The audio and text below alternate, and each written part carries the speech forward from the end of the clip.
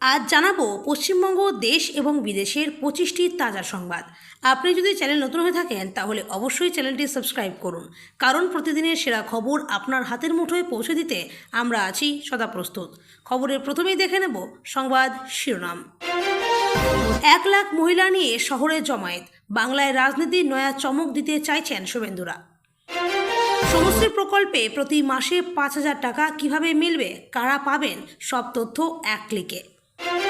এসআইআরে বাধা দিয়ে বিপদ ডেকে আনছে তৃণমূল, শুভেন্দুর গলায় অশনে সংকেত।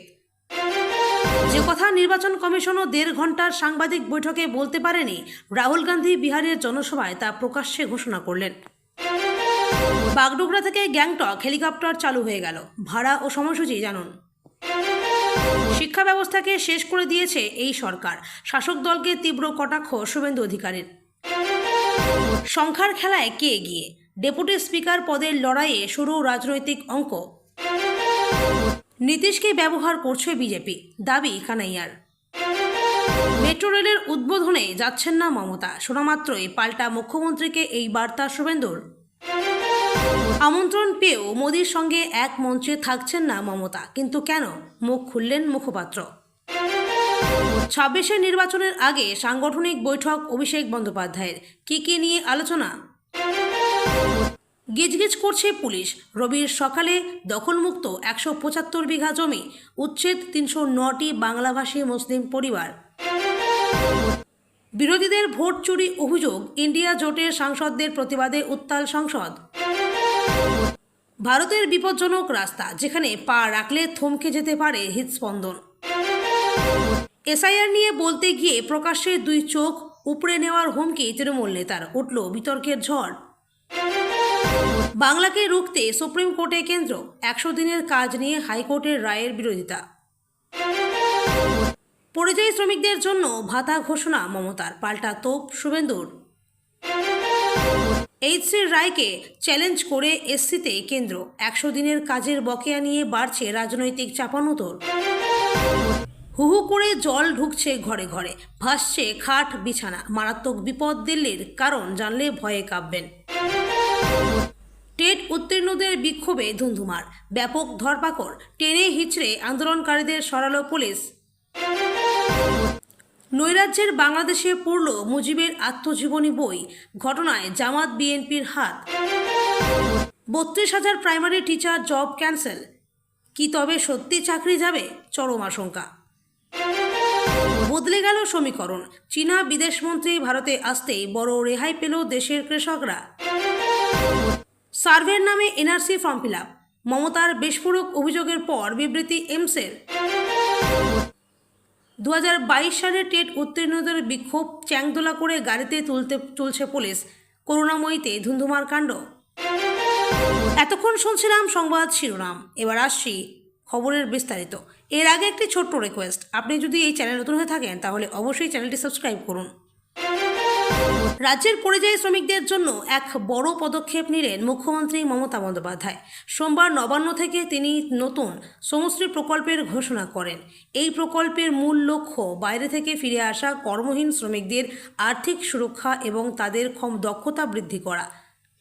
এই প্রকল্পের অধীনে কর্মহীন পরিযায়ী শ্রমিকরা আগামী 12 মাস পর্যন্ত প্রতি মাসে 5,000 টাকা আর্থিক সহায়তা পাবেন। এর ফলে কাজ না থাকা অবস্থাতেও তাদের জীবন ধারণের সুবিধা হবে। মুখ্যমন্ত্রী জানান, রাজ্যের প্রায় 22,40,000 পরিযায়ী শ্রমিক এই প্রকল্পের আওতায় আসবেন। আর্থিক সহায়তার পাশাপাশি এই প্রকল্পে শ্রমিকদের জন্য দক্ষতা বৃদ্ধির প্রশিক্ষণ এবং চাকরির সুযোগ তৈরির ব্যবস্থা করা হবে। উৎকর্ষ বাংলা প্রকল্পের মাধ্যমে তাদের বিভিন্ন বিষয়ে প্রশিক্ষণ দেওয়া হবে এবং কর্মশ্রী প্রকল্পের অধীনে জব কার্ড দেওয়া হবে। এই প্রকল্পের সুবিধা পেতে শ্রমিকরা নতুন করে খোলা শ্রমশ্রী পোর্টালে আবেদন করতে পারবেন। পুরনো পরিযায়ী শ্রমিকদের পোর্টাল এবং স্থানীয় আমাদের পাড়া আমাদের সমাধান কর্মসূচির মাধ্যমেও তথ্য সংগ্রহ, নাম নথিভুক্ত করা হবে। এই রাজ্যের মুখ্যমন্ত্রী এবং তার দলের নেতানেত্রীরা এখন ক্রমাগত নির্বাচন কমিশনকে আক্রমণ করছেন, বলার চেষ্টা করছেন যে নির্বাচন কমিশন বিজেপির কৃতদাস হয়ে কাজ করছে। আর নির্বাচন কমিশনের বিরুদ্ধে তৃণমূলের এই সমস্ত মন্তব্যের একটাই কারণ বিহারের মত পশ্চিমবঙ্গেও ভোটার তালিকায় নিবিড় সংশোধনী শুরু হতে পারে। আর এই সংশোধনী প্রক্রিয়া শুরু হলে তৃণমূলের যে সমস্ত ভোট ব্যাংক প্রধান সম্পদ সেই অনুপ্রবেশকারী থেকে শুরু করে রোহিঙ্গা বাংলাদেশি ভোটারদের নাম বাদ যাবে, আর তাদের নাম বাদ গেলে তৃণমূলের ক্ষমতায় থাকা আর সম্ভব হবে না বলেই দাবি করছে বিজেপি। তবে পশ্চিমবঙ্গের শাসক দল তৃণমূল কংগ্রেস নির্বাচন কমিশনকে চ্যালেঞ্জ জানিয়ে যদি এসআইআরে বাধা দিতে চায় তাহলে তাদের উদ্দেশ্য যে পূরণ হবে না তা ইতিমধ্যেই বিজেপির পক্ষ থেকে স্পষ্ট করে দেওয়া হয়েছে। তবে যত তৃণমূল এই এসআইআর করতে বাধা দেবে এবং যত এই প্রক্রিয়া দীর্ঘায়িত হবে ততই যে তৃণমূলের বিপদ বাড়বে, ইঙ্গিতপূর্ণভাবে সেই কথাই জানিয়ে দিলেন রাজ্যের বিরোধী দলনেতা শুভেন্দু অধিকারী। বলা বাহুল্য, বর্তমানে এই এসআইআরের প্রবল বিরোধিতা শুরু করেছে পশ্চিমবঙ্গের শাসক দল তৃণমূল কংগ্রেস। সংসদের বাইরেও বিরোধী জোটের সঙ্গে তারা বিক্ষোভ দেখাচ্ছে। আর সেই জায়গায় দাঁড়িয়ে পশ্চিমবঙ্গে তৃণমূল এসআইআর করতে যদি বাধা দেয় তাহলে নির্বাচন কমিশন কি আরও কড়া পদক্ষেপ নিতে পারে, এই সমস্ত চর্চা বিভিন্ন মহলে চলছে। আর তার মধ্যেই রাজ্যের বিরোধী দলনেতা যে মন্তব্য করলেন তাতে অশনি সংকেতের সম্ভাবনা দেখছেন বিশেষজ্ঞরা। কেননা এসআইআর করার ক্ষেত্রে যদি নির্বাচন কমিশন চেষ্টা করে এবং সেক্ষেত্রে যদি বাধা দান করে শাসক দল, তাহলে সেই কাজ করতে যদি দেরি হয় তাহলে কি পরবর্তীতে বড় কোনো পদক্ষেপ হতে পারে? বিরোধী দলনেতার মন্তব্যের পর সেই গুঞ্জন ক্রমশ জোরালো হতে শুরু করেছে। আগামী 22শে আগস্ট প্রধানমন্ত্রী নরেন্দ্র মোদীর হাতে দমদম মেট্রো প্রকল্পের উদ্বোধনে উপস্থিত থাকবেন না মুখ্যমন্ত্রী মমতা বন্দ্যোপাধ্যায়।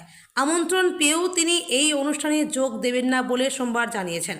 তৃণমূলের তরফে জানানো হয়েছে এর পেছনে 3টি প্রধান কারণ রয়েছে। এই ঘটনাকে কেন্দ্র করে রাজ্য রাজনীতিতে নতুন করে বিতর্ক শুরু হয়েছে। তৃণমূলের মুখপাত্র কুণাল ঘোষ এক সাংবাদিক বৈঠকে জানান, মুখ্যমন্ত্রী এই অনুষ্ঠানে যোগ না দেওয়ার পেছনে মূল কারণ হলো রাজনৈতিক কৌশল। কুণাল ঘোষের দাবি যে প্রকল্পের উদ্বোধন হতে চলেছে সেগুলির পরিকল্পনা ও অর্থ বরাদ্দ মমতা বন্দ্যোপাধ্যায় রেলমন্ত্রী থাকাকালীনই করেছিলেন। ভোটের আগে রাজনৈতিক ফায়দা তুলতে বিজেপি এখন এই প্রকল্পগুলির মধ্যে উদ্বোধন করছে। তৃণমূলের 3টি অভিযোগ। 1. প্রকল্পের মালিকানা। কুণাল ঘোষের মতে যে প্রকল্পগুলি উদ্বোধন হচ্ছে সেগুলোর পরিকল্পনা ও বাজেট বরাদ্দ মমতার রেলমন্ত্রী থাকাকালীন করা হয়েছিল।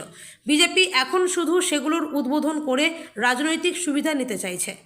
2. নেতাজির অবমাননা। দিল্লিতে নেতাজির জন্মবার্ষিকীর অনুষ্ঠানে বিজেপি কর্মীদের একাংশ দ্বারা নেতাজির অবমাননা করা হয়েছিল বলে তৃণমূল অভিযোগ করেছে। এই ঘটনায় ক্ষুব্ধ মুখ্যমন্ত্রী সেই অপমান ভুলেননি। 3. বাঙালিদের ওপর নিগ্রহ। বিজেপি শাসিত রাজ্যে বাংলা ও বাঙালিদের ওপর নিগ্রহের ঘটনা ঘটছে বলেও অভিযোগ করেছেন কুণাল ঘোষ। তার মতে এই 3 কারণেই মুখ্যমন্ত্রী মোদীর মুখোমুখি হবেন না। কুণাল ঘোষ আর বলেন, বিজেপি অপমানের রাজনীতি করছে এবং চিঠির বয়ান থেকে শুরু করে পুরোটাই রাজনীতির খেলা। তিনি আশঙ্কা প্রকাশ করেন যে মুখ্যমন্ত্রীকে আমন্ত্রণ করে বিজেপি সমর্থকরা বিশৃঙ্খলা সৃষ্টি করতে পারে। বৃষ্টিমুখর শহরে আবারও চাকরি আন্দোলনের প্রবল উত্তাপ। রীতিমতো ধুন্ধুমার পরিস্থিতি সল্টলেকের করুণাময়ী মোড়ে। এবার নিয়োগের দাবিতে আন্দোলনে 2022 সালের টেট উত্তীর্ণরা আজই নোটিশ দিতে পারে। পুলিশি বাধা মানব না স্লোগান তুলে ব্যাপক জমায়েত আন্দোলনকারীদের। এদিন করুণাময়ী মোড় থেকে হাজার হাজার টেট উত্তীর্ণদের মিছিল শুরু হতেই ব্যাপক ধরপাকড় শুরু করে দেয় পুলিশ। তুমুল উত্তপ্ত হয়ে ওঠে পরিবেশ। আন্দোলনকারীদের টেনে হিঁচড়ে গাড়িতে তোলে পুলিশ। শয়ে শয়ে আন্দোলনকারী রাস্তায় বসেই প্রতিবাদ জানাতে থাকেন। অনেককে গাড়িতে করে তুলে নিয়ে যাওয়া হয়েছে। বৃষ্টিমুখর সল্টলেকে কার্যত অবরুদ্ধ হয়ে পড়ে করুণাময়ী মোড়। বছর ঘুরলেই রাজ্যে বিধানসভা নির্বাচন। তার আগে জেলায় জেলায় দলের সাংগঠনিক শক্তি আরও বাড়াতে এবং সংগঠনের ফাঁক ফোকর মেরামতে জোরদার তৎপরতা নিয়েছেন স্বয়ং সর্বভারতীয় তৃণমূলের সাধারণ সম্পাদক অভিষেক বন্দ্যোপাধ্যায়। আজ কলকাতায় তার ক্যামাক স্ট্রিটের অফিসে দলের তমলুক এবং বারাসাতের নেতৃত্বকে নিয়ে বৈঠক তৃণমূল সাংসদ